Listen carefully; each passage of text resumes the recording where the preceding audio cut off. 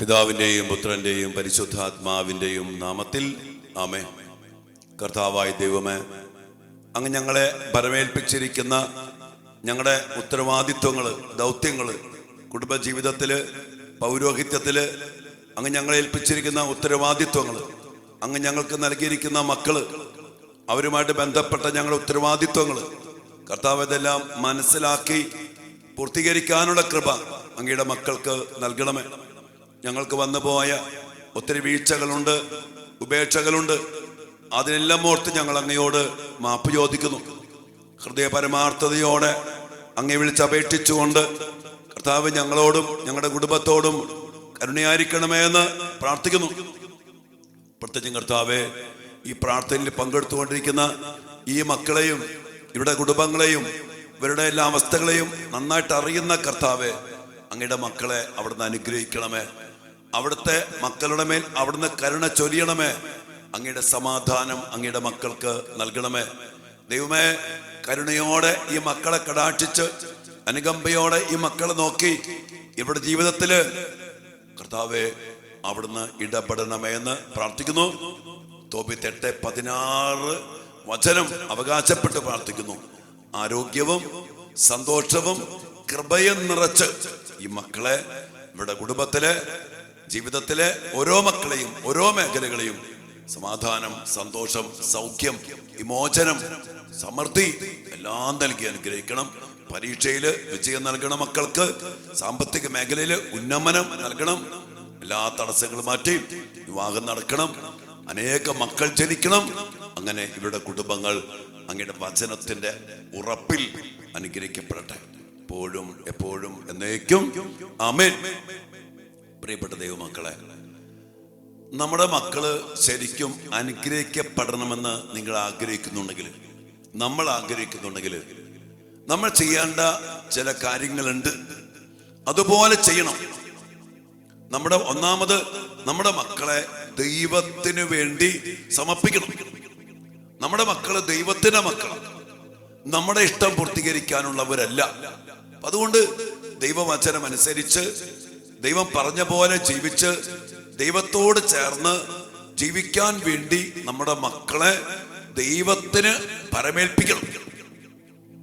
നമ്മള് നിയമാവർത്തന പുസ്തകത്തില് 32-ാമത്തെ അധ്യായത്തില് മോശയുടെ അന്തിമ ഉപദേശം, അതിനു മുമ്പ് ദൈവകൽപ്പനകളെ കുറിച്ച്, ദൈവം നടത്തിയ വഴികളെ കുറിച്ച്, ദൈവജനത്തിന്റെ ജീവിതത്തെ കുറിച്ചൊക്കെ പറഞ്ഞ് പോയിട്ട് അവിടെ 45-ാമത്തെ വചനത്തില് ഇസ്രായേൽ ജനത്തെ ഉത്ബോധിപ്പിച്ചതിന് ശേഷം മോശ പറഞ്ഞു, ഇനി കേട്ടോ, ഞാൻ ഇന്ന് നിങ്ങളോട് കൽപ്പിച്ചിരിക്കുന്ന ഈ നിയമത്തിലെ ഓരോ വാക്കും ശ്രദ്ധാപൂർവം പാലിക്കാൻ നിങ്ങളുടെ മക്കളോട് ആജ്ഞാപിക്കുന്നതിനായി അവ നിങ്ങളുടെ ഹൃദയത്തിൽ സംഗ്രഹിക്കുവിൻ. ദൈവത്തിന്റെ കൽപ്പനകൾ, ദൈവത്തിന്റെ വചനം നമ്മുടെ മക്കളോട് ആജ്ഞാപിക്കണം. കുഞ്ഞുനാൾ മുതൽ ദൈവം പറഞ്ഞ കാര്യം, ദൈവത്തിന്റെ കൽപ്പന, ദൈവബന്ധം, കൂദാശ ജീവിതം, മാതാപിതാക്കളെ ബഹുമാനിക്കണം. അത് ആജ്ഞാപിക്കുന്നതിനായിട്ട് ഹൃദയത്തിൽ സംഗ്രഹിക്കുവിൻ. പറയാണ്, എന്തെന്നാൽ ഇത് നിസ്സാര കാര്യമല്ല, നിങ്ങളുടെ ജീവനാണ്. നമ്മുടെ കുടുംബത്തിന്റെ, നമ്മുടെ മക്കളുടെ, നമ്മുടെ ജീവിതത്തിന്റെ ജീവനാണിത്.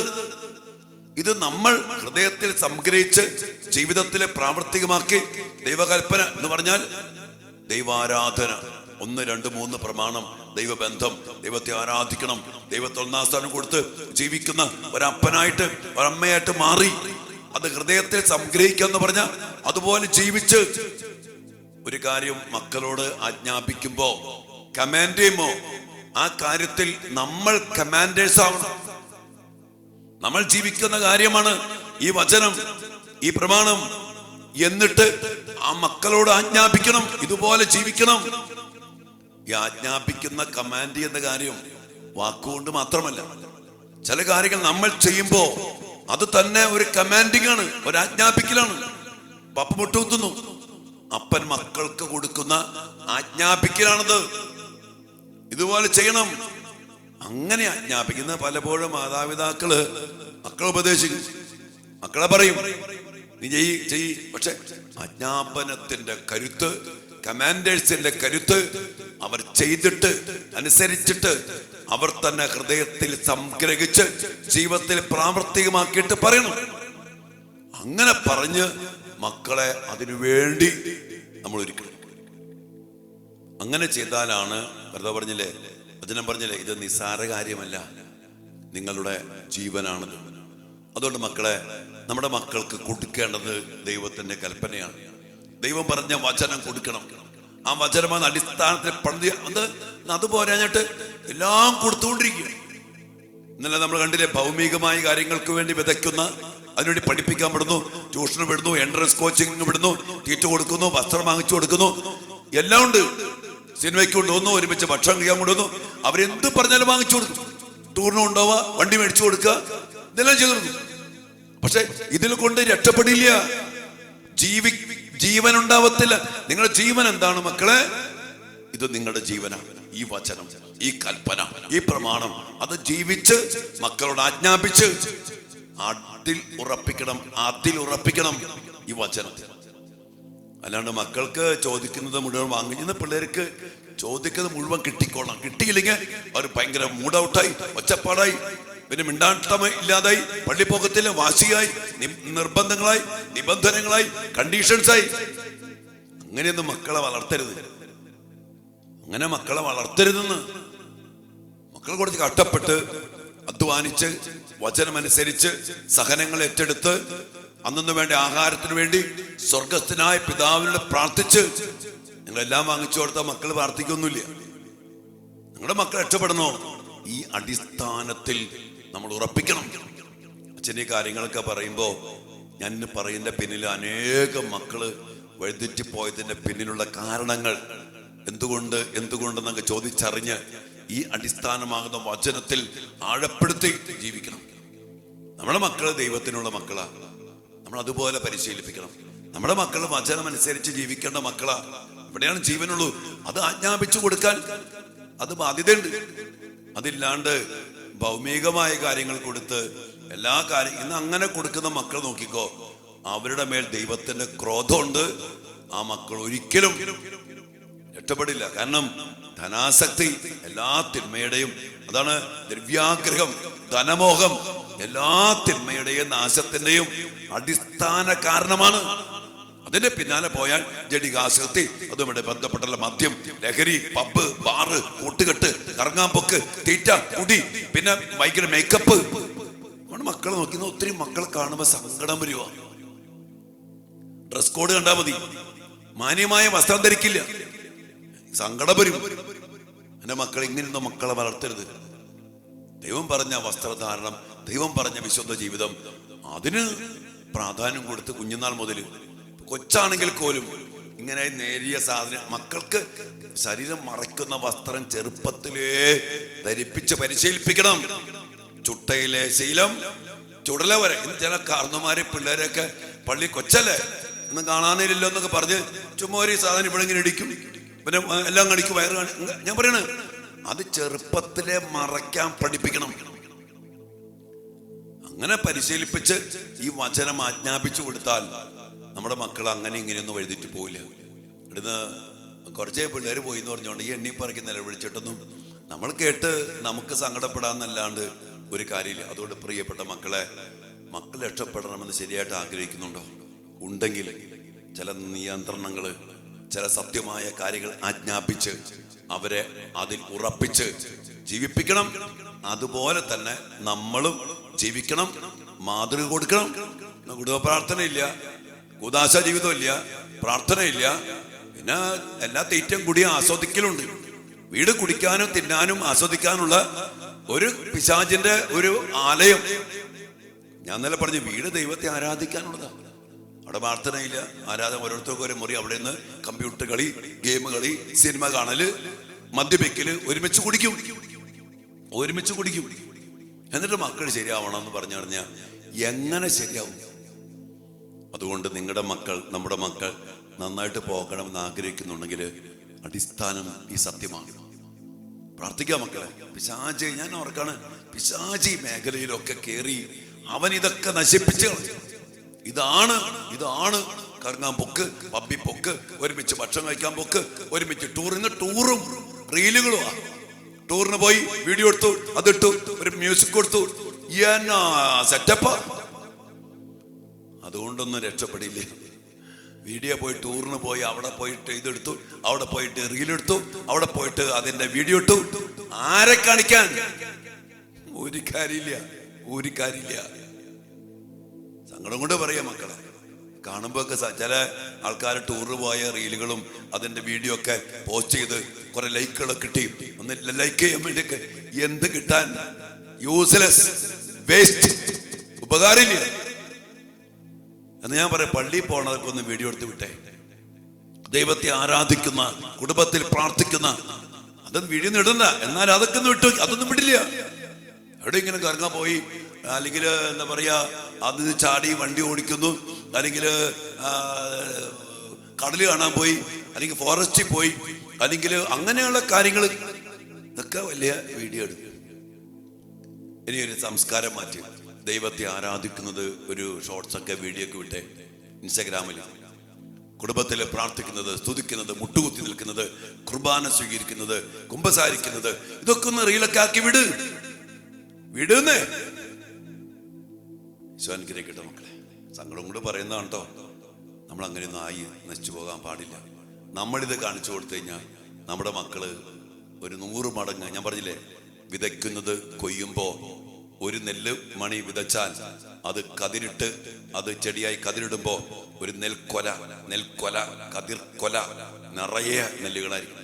അപ്പൊ നീ ഇന്ന് ഇത് വിതച്ചു കൊടുത്താൽ നിന്റെ മക്കള് കൊയ്യാൻ പോണത് ഇതിന്റെ 10,000 മടങ്ങ് ഇരട്ടിയായിരിക്കും. പാട്ടില്ലേ, കാറ്റ് വിതച്ച് കൊടുങ്കാറ്റ് കൊയ്യും. ഈ ഗതികേട് വരാതിരിക്കട്ടെ. ഈശോ അനുഗ്രഹിക്കട്ടെ മക്കളെ.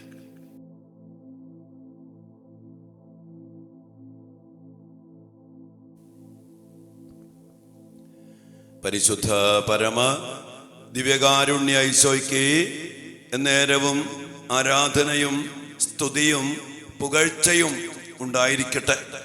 ഓ ദിവ്യകാരുണ്യ ഈശോയെ, പാപികളും ബലഹീനരുമായ അങ്ങയുടെ മക്കളോട് കരുണയായിരിക്കണമേ എന്ന് ഏറ്റവും എളിമയോടെ ഞങ്ങൾ പ്രാർത്ഥിക്കുന്നു. അറിവില്ലായ്മ കൊണ്ടും കർത്താവെ, ലോകത്തിന്റെ കാഴ്ചപ്പാട് കൊണ്ടും ഭൗതികമായ ചില കാഴ്ചപ്പാട് കൊണ്ടും വചനത്തില് സത്യമായ അറിവില്ലാതെ പോയത് കൊണ്ടും കൂദാശകളെ കുറിച്ചും ദിവ്യകാരുണ്യത്തെ കുറിച്ചും അറിയാതെ പോയത് കൊണ്ടും കർത്താവെ, ഞങ്ങളുടെ കുടുംബത്തില്, ഞങ്ങളുടെ മക്കൾക്ക്, ഞങ്ങളുടെ ജീവിതങ്ങൾക്ക് കൊടുക്കേണ്ടത് ഏതെന്നറിയാതെ പോയി. ഈശോയെ, ഞങ്ങൾക്ക് വേണ്ടത് അങ്ങാണ്. അങ്ങയുടെ വചനത്തിന് അടിസ്ഥാനമാണ്. അങ്ങയെ കൂടാതെ ഞങ്ങൾക്കൊന്നും ചെയ്യാൻ സാധ്യമല്ല.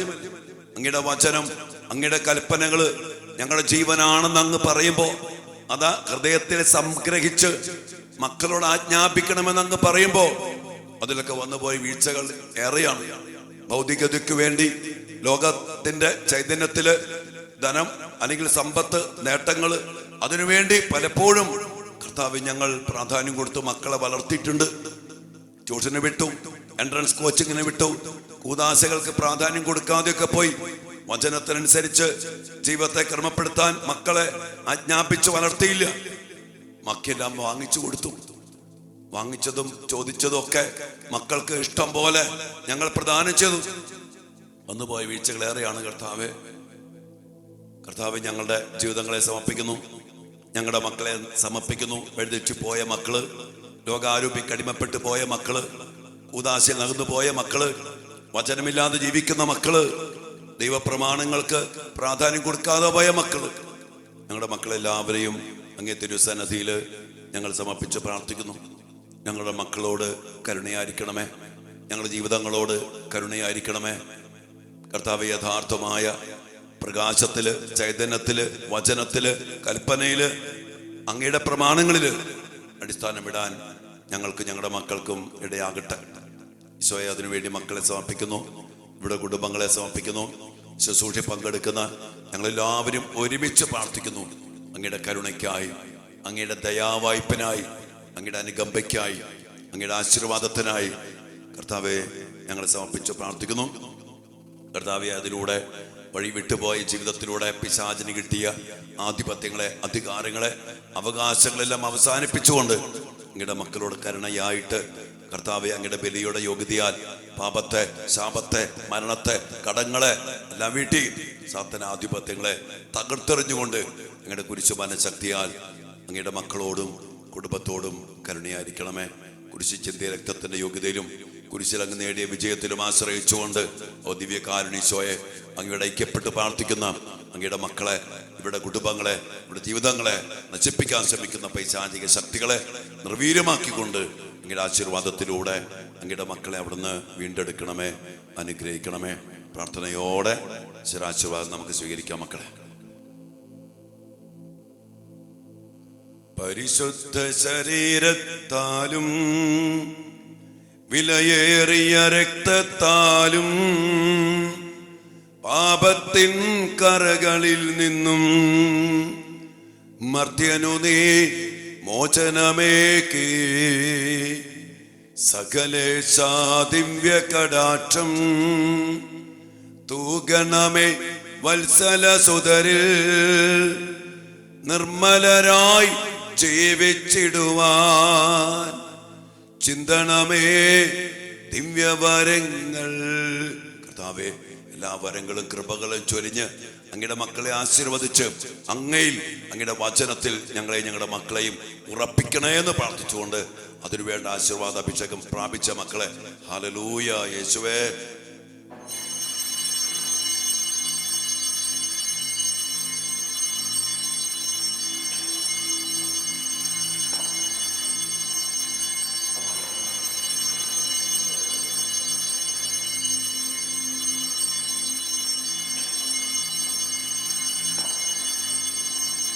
പരിശുദ്ധ പരമ ദിവ്യകാരുണ്യ ഈശോയ്ക്ക് എന്നേരവും ആരാധനയും സ്തുതിയും പുകഴ്ചയും ഉണ്ടായിരിക്കട്ടെ.